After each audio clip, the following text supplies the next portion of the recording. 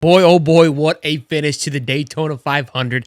Tyler Reddick and Michael Jordan get it done. Congratulations to 2311. It was a iconic finish to a phenomenal weekend. The hype for NASCAR this year has been a wild buildup. We had the scare of thunderstorms. We had just so much anticipation of it not going the way that we thought it could, and I don't think it could have gone any better. The entire weekend was much see TV. Going back to the Busch Series yesterday, the truck race on Friday, hell, even the ARCA had some excitement to it, and of course the Gatorade duels. It was a great weekend. We're going to talk all about it. Let's get after it. Come on. Boy, oh boy. Congratulations to Tyler Reddick. Shout out to the 45. You guys can't see it in this frame here. I should have got to stick together, okay? It was not a driver that I picked today. I will tell you, though, this is me being honest. Doesn't matter because I didn't pick him. I was between him and Michael McDowell when I made my last driver pick. I picked like 6 guys today. And I just didn't feel like Tyler Reddick was going to get it done. I thought, I have too many homer picks in here.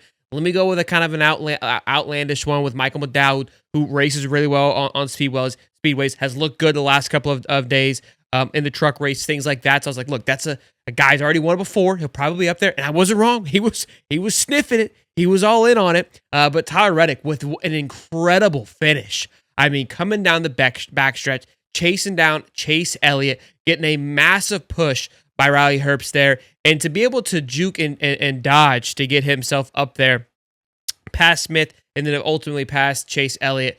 Great driving by him to being at the right place at the right time. Obviously, we had the big wreck, and huge shout out to NASCAR by not throwing the flag when Carson Hocevar and a few cars went down. You could have easily thrown the flag there, which would have ruined. I mean, that was where this weekend could have gone. I mean, you could have easily thrown this thing to the wolves, lost that finish there by throwing a flag, and had a basically whoever's leading at the end of this thing. Good on them for letting it race out. Nothing negative happened to it. I think they realized, like, hey, they're well after the finish line. This thing will be well out of its way by the time we get here. We ride on, and I'm glad that they did because we got one of the most I wouldn't say iconic finishes, but it was a damn good one. I mean, P2, 3, 4, 5 all finished backwards, upside down, sideways. I don't think one of them crossed the finish line with the nose forward, which made it even better. But like I said, man, it was a huge weekend for NASCAR. We have been building up to the excitement with obviously the change in the playoffs, going back to the chase. There's been excitement on the changes to the cars. There has been a new marketing campaign that has been thrown at this, really leaning into the roots of NASCAR, the hell yeah, and being being who they are, what they've come from. And you always worry, could you roll into it and have the yellow flag at the end? Could the rain come in? Not that all those things really impact NASCAR's movement, but how would the rain affected it if they would have just blatantly ignored the fact that there is a monster storm rolling through the state of Florida?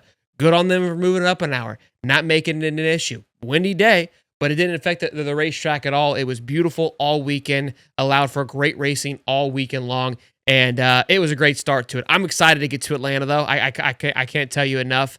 And I really think there was a complaint, though.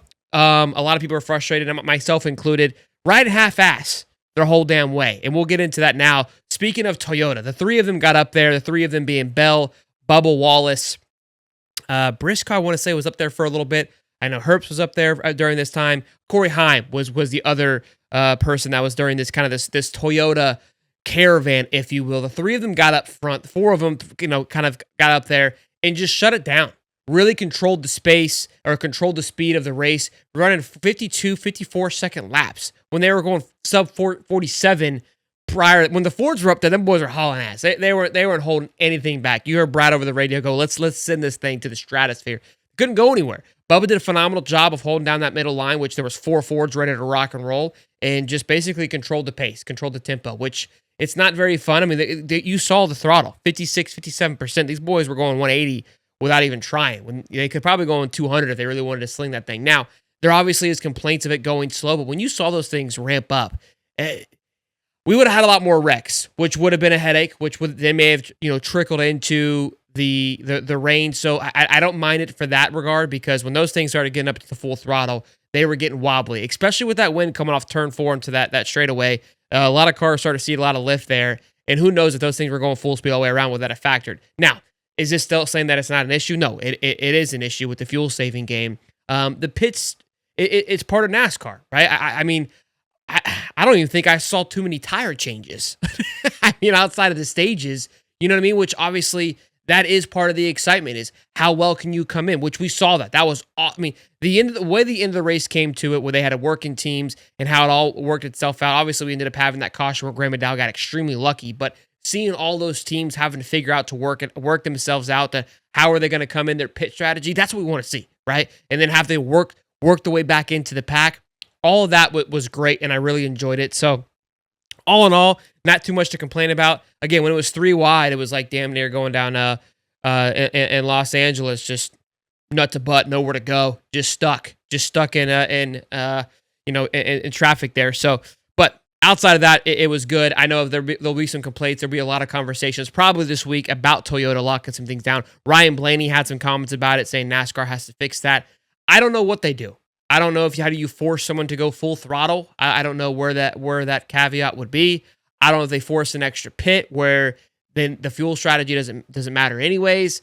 I don't know, right? But it definitely caused a very lackluster race because there was nowhere to go for a lot of cars, which causes people to shuffle up and down, which caused it to be really compact for most of the time. But ultimately, I think it was a good weekend. Here's how the standings shake up as of now. Tyler Reddick with 58 points in first place, 1 win. Obviously, Joey Logano squeezing up in there. Chase Elliott just having it ripped right from beneath him. Zane Smith, good finish for him. Ricky Stenhouse pulling off a big one. Rick Brackeslowski and Mr. Buescher with the RFK cars having really, really fast cars all weekend long. Right there, having an opportunity to taste it. Bubba Wallace, another great car all weekend, of a very fast car. You could see it in him.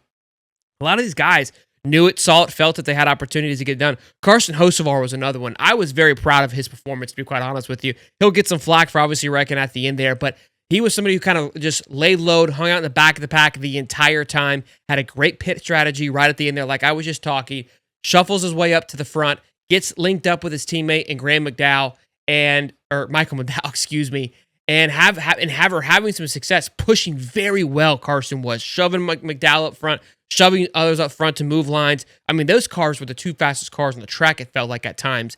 And then ultimately took the lead, right? Was able to get out in front and moving back and forth, and ultimately gets bumped back, doesn't get lined up perfectly, gets thrown into the wall and ends his day.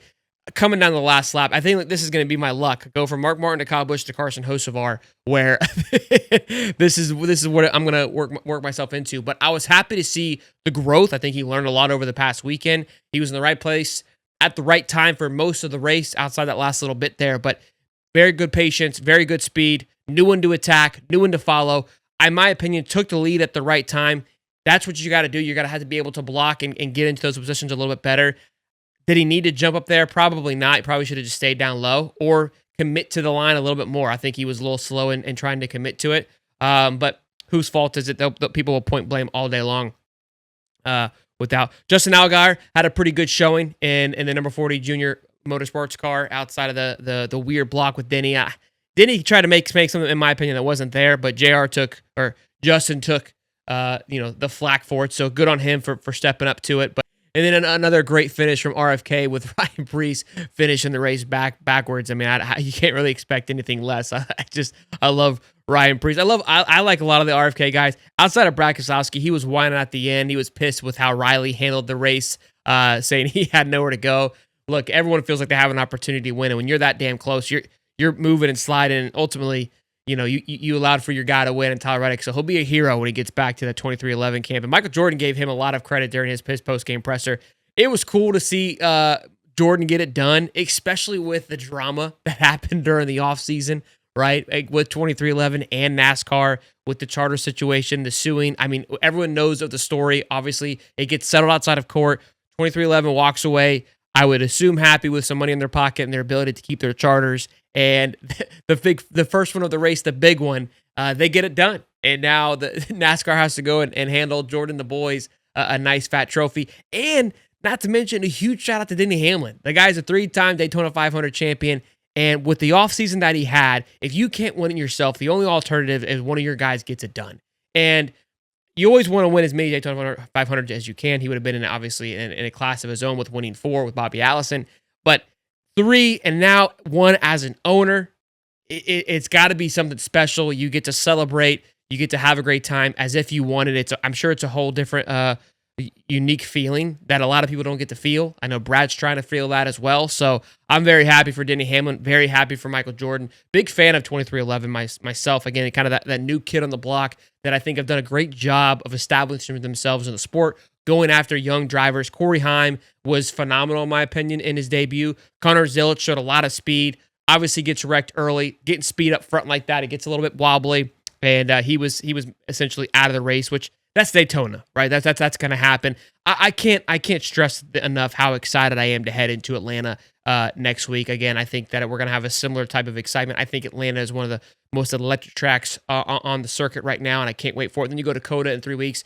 NASCAR is on an absolute burner. Great job, great weekend, very successful, great coverage too. I mean, Fox nailed it out of the park with the build up, the lead up, with all the stories, talking to Denny, doing the coverage over Dale Earnhardt Sr., obviously being the 25th anniversary, I believe is what it was. And the graphics were great. And even the commercials. I feel like I didn't miss any of the race, which sometimes you feel like you miss a lot of the races. I think it was Eureka. All right. It was just, outside of your favorite driver, probably not getting it done. I like Tyler. He's not up there with my guys, but I like the 2311. I like what they stand for. I like how they approach things. Again, they're the new kid on the block, but are doing it the right way, spending money, getting after it, flashy cars, looks good. I love it. They're embracing it in a good way. Closing thoughts. What I really enjoy the most is with obviously Tyler Reddick getting the win. He's not winning, you're in. We didn't hear anything about that in the post presser, and it feels like we're building up.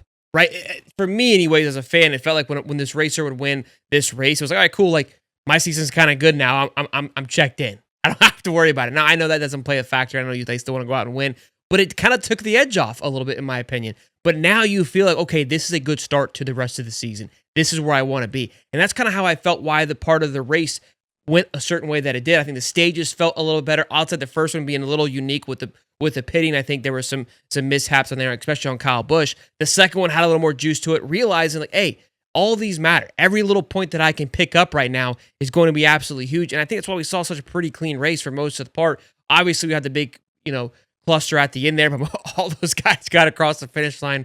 Regardless, it's still Daytona. You're still going to have the big race. But I really like the fact that it felt, again, like a true kickoff to the season. And now you have given yourself an opportunity and a great lead to further whatever it may hold. Doesn't mean anything, though. The whole season is still ahead of you. And just because you didn't finish where you wanted to finish at 800 doesn't mean you've got a massive, deficit to catch up on, too. So, I don't know. It felt good. It felt great. I hope you guys enjoyed it as well. Let me know in the comment section below. How did you feel? Give the Daytona 500 a rating, if you will, from 1 to 10 on execution, excitement.